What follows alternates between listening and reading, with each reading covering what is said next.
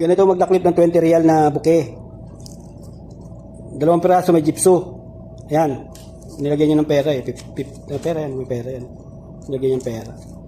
Ayan. 20 real yan. Kasama itong taklip. 20 real.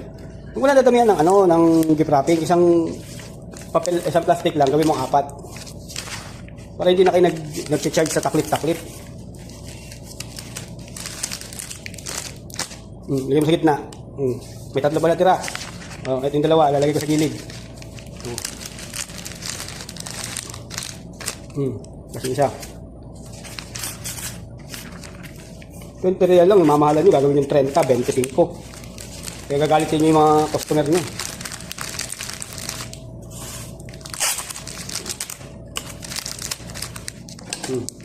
Putol.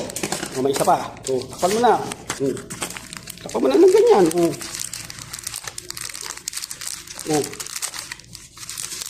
Nag-charge pa kayo sa sa gift wrapping eh. 2 na nga lang biniling rose eh. Ginagawa niyo pang 25. Ribbon.